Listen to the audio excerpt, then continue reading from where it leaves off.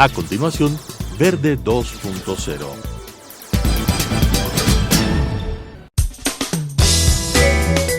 Clasificación A. Apto para todo público.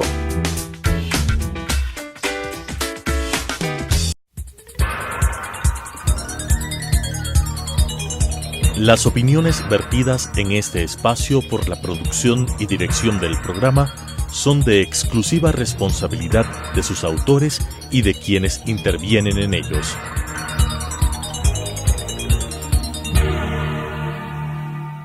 Telesucesos Canal 29 UHF presenta Verde 2.0, un programa de variedades sobre el acontecer ciudadano con la conducción de Claudia Arteaga. Verde 2.0. Gracias por estar semana a semana aquí con nosotros en Verde 2.0. El día de hoy tenemos como invitado a Francisco Ceballos. Él es el secretario técnico del Consejo Nacional de Igualdad Intergeneracional. Bienvenido, Francisco, a este espacio. ¿Cómo lograr comprender la parte de igualdad y la parte de intergeneracional? Que es importante. Después para hablar de los 30 años, de los derechos de los niños, en fin, pero el tema entre adultos mayores y niños, ¿cómo ir unificando ciertas cosas? Bueno, primero un saludo y muchísimas gracias por la invitación.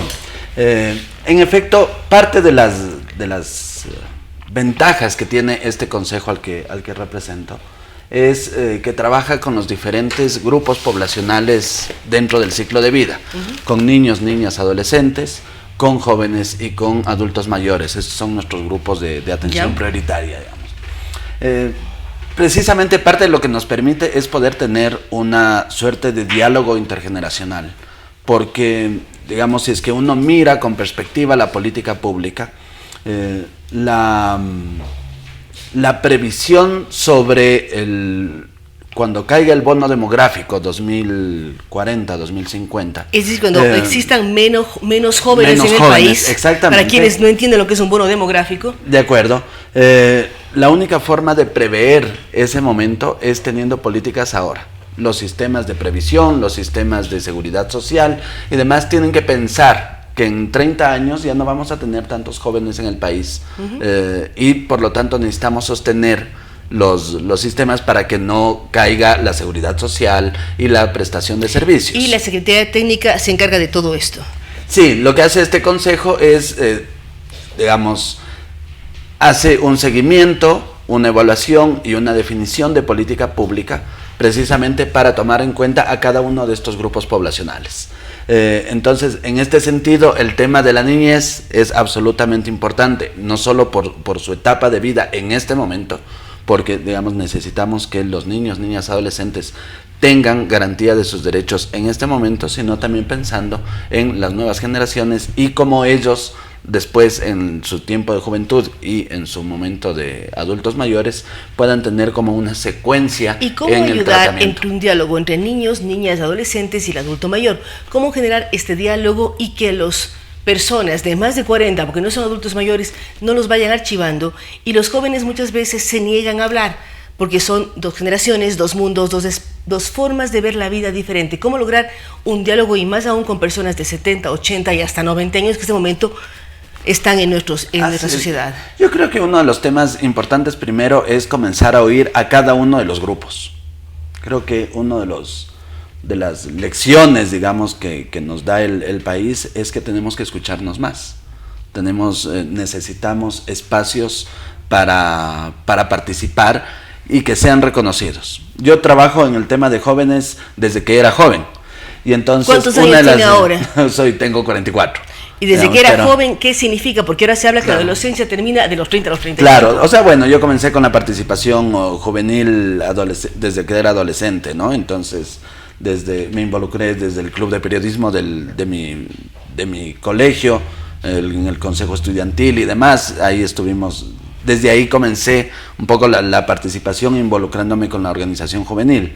Pero cuando yo decía esto, nosotros en ese tiempo decíamos que a los jóvenes no nos escuchan, eso decíamos, no estoy diciendo que lo siga haciendo, que a los jóvenes no nos escuchan y cuando nos escuchan no nos entienden.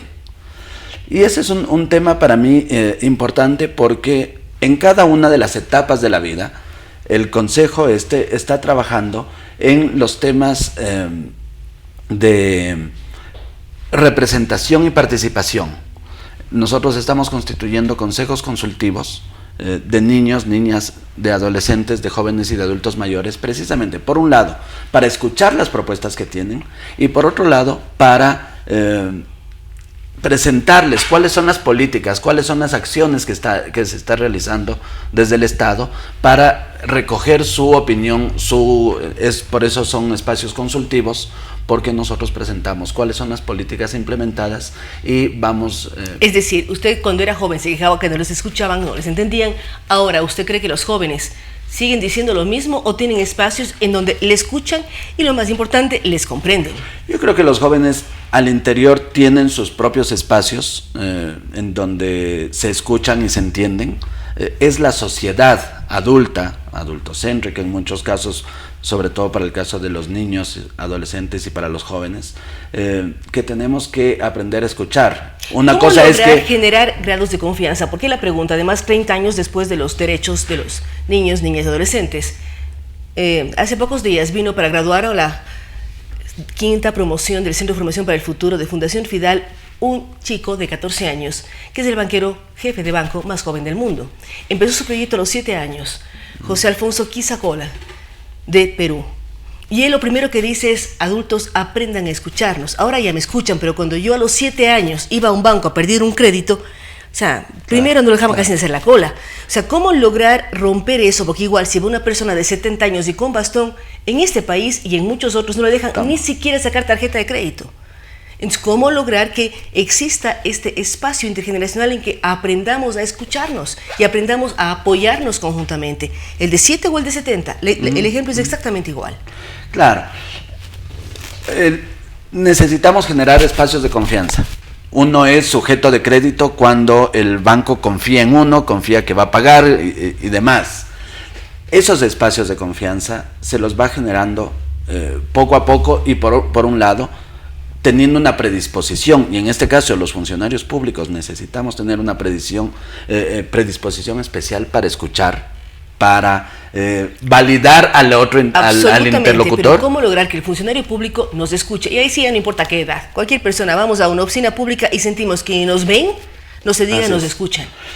Gran parte de eso también es romper el prejuicio. Quienes no son funcionarios públicos y van a recibir una atención, ya parten de que el funcionario público es vago, no les va a atender bien, les trata mal.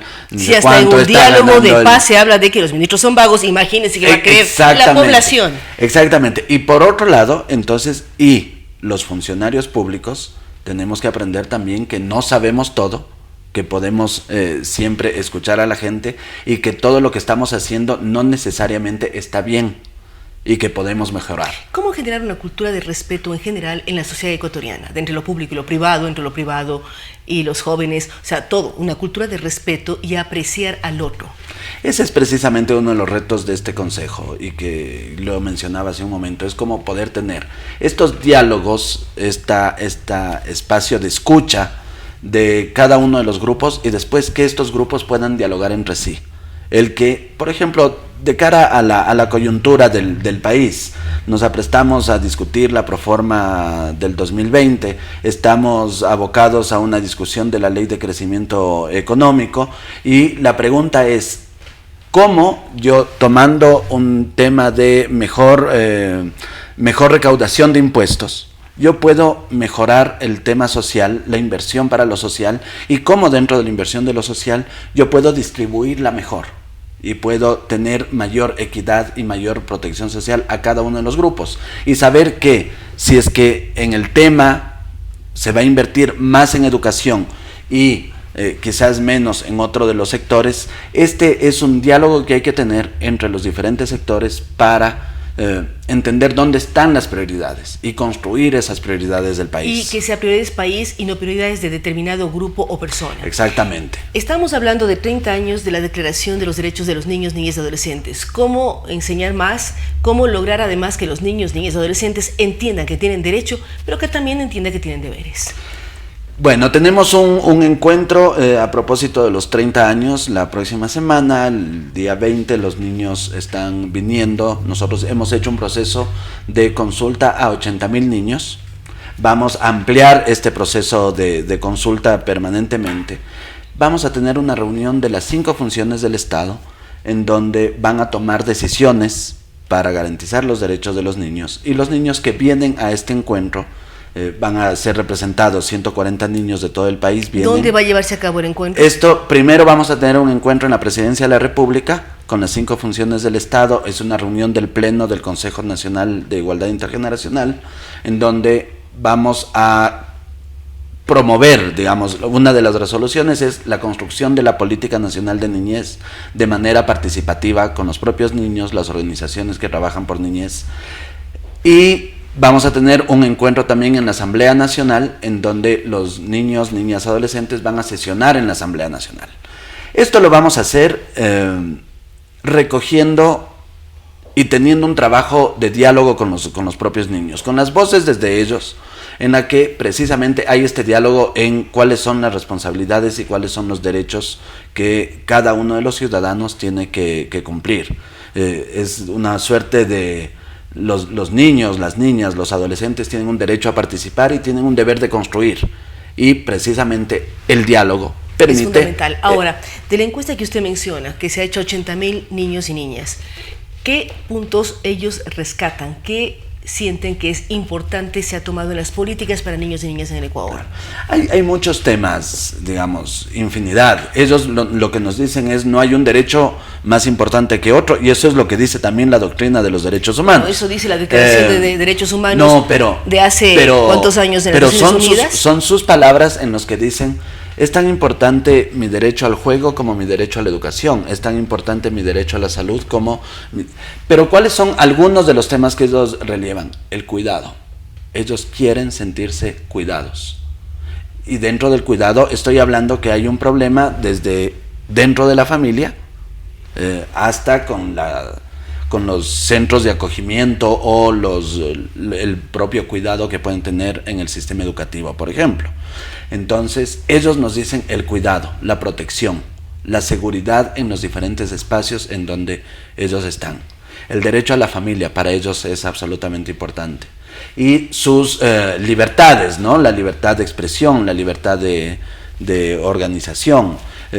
Y aquí estamos hablando incluso de la forma en la que se visten, de la forma en la que se peinan, y cómo en el sistema educativo muchas veces tienen estas normas que limitan un poco las expresiones de los propios niños, ¿no? Es decir, ustedes la próxima semana, el día 20, van a tener un foro en donde ellos se sientan, conversen y hablen de diferentes temáticas. Así es. Tenemos la próxima semana, 18 y 19, un encuentro con ellos. Ellos traen las propuestas que... ¿De cuántas provincias vienen? De todas las provincias del país. ¿Entre qué edades y qué edades están? Entre 8 años y 17 años. Vienen estos representantes de los consejos consultivos que hemos tenido estas reuniones ya 2 meses atrás. ¿Cuántas nacionalidades vienen y cuántas etnias? Tengo que confirmarle esa información, es más o menos, en el proceso de consulta han participado un 10% de nacionalidades indígenas, de los representantes de nacionalidades indígenas dentro de todos los niños de estos 80,000 que estoy hablando. Traen sus propuestas, con estas propuestas ellos trabajan una propia resolución, un mandato, como ellos quieran llamarlo, cuáles son sus puntos de agenda de propuesta, y esto es lo que vamos a llevar a la Presidencia de la República y a la Asamblea Nacional. Y lo que de aquí salga, las conclusiones que se logren con este diálogo entre las 5 funciones del Estado y en la Asamblea Nacional, cómo implementarlo en política pública, cómo efectivamente hacer que los niños, niñas y adolescentes se sientan escuchados y por lo tanto que sus conclusiones sean implementadas o generen una serie de cambios al interior de la política pública. Este para nosotros es un primer evento que desarrolla, que viene de un proceso y que va a continuar en la construcción de que le mencionaba, el Plan Nacional de Protección Integral a la Niñez y Adolescencia.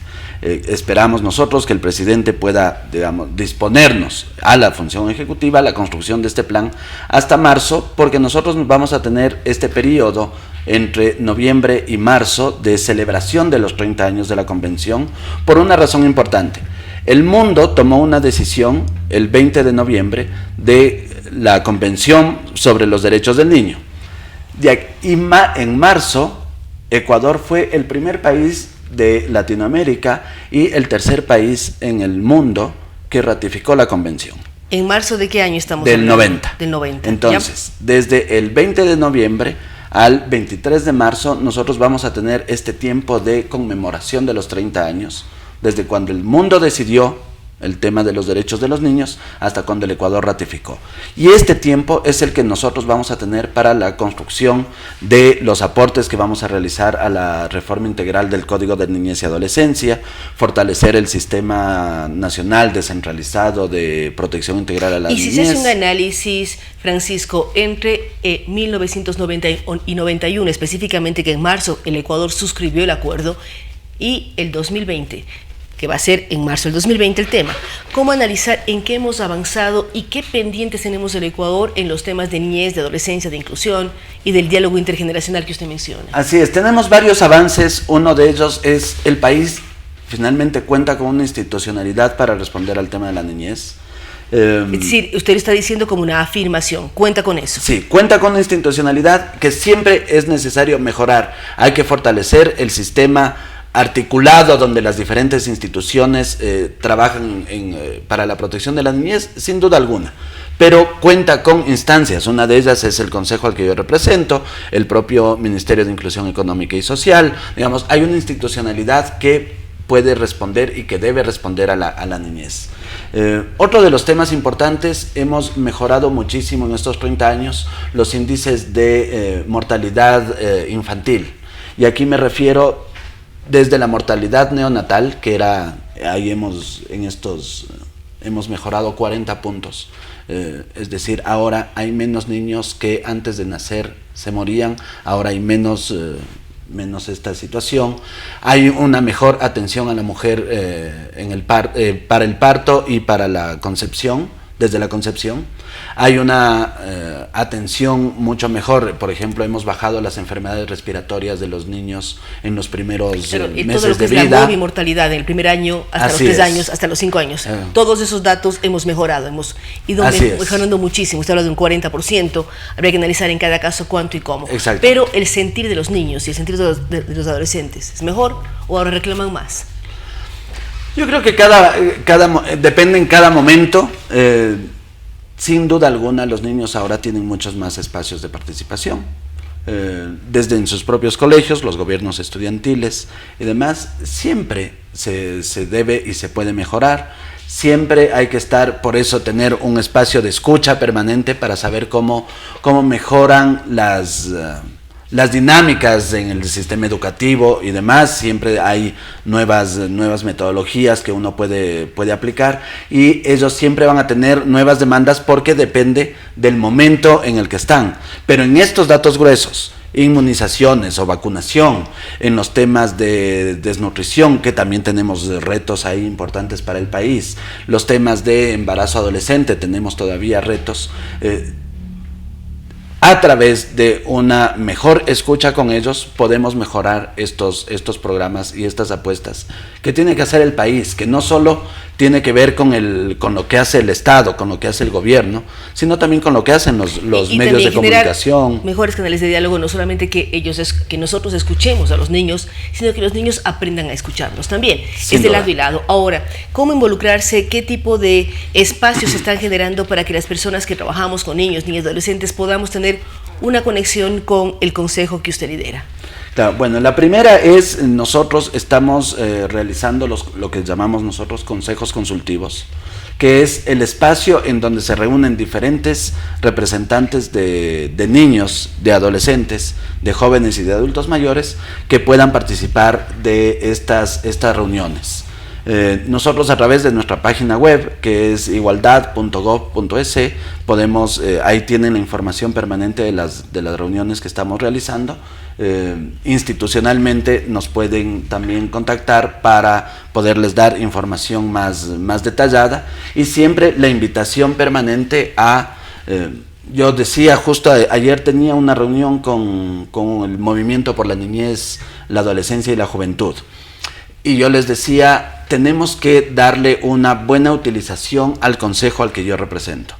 En este consejo participan las funciones del Estado y participa la sociedad civil. Entonces yo soy una suerte de bisagra, mediador, en donde... ¿Y de quién depende el Consejo? ¿De la Presidencia? ¿De quién depende? De la Presidencia, es parte de la función ejecutiva. Muy bien. Muchísimas gracias a Francisco Ceballos. Recordamos que él es el secretario técnico del Consejo Nacional de Igualdad Intergeneracional. Ha hablado de la importancia del Consejo, pero especialmente sobre los 30 años del aniversario de la Convención que determinó los derechos de niños, niñas y adolescentes. Ecuador fue de los primeros países a nivel global que suscribió el acuerdo. Hay que analizar todo lo que ha pasado desde 1990 hasta el 2019 y 2020 para saber en qué hemos avanzado, qué pendientes tenemos y cómo incluir más a esta población joven ecuatoriana que, como decía Francisco, hasta el 2050 tenemos un bono generacional, un espacio que nunca más va a repetirse en la historia del Ecuador y la humanidad, con una población joven que tiene muchas capacidades, merece ser escuchada y merecemos cuidar ese futuro, no solamente de ellos, sino de todo el país y de toda la humanidad. Nuevamente, gracias a Francisco Ceballos por habernos acompañado en este programa y gracias a ustedes que semana a semana están en Verde 2.0. Nos vemos en una semana más. Las opiniones vertidas en este espacio por la producción y dirección del programa son de exclusiva responsabilidad de sus autores y de quienes intervienen en ellos.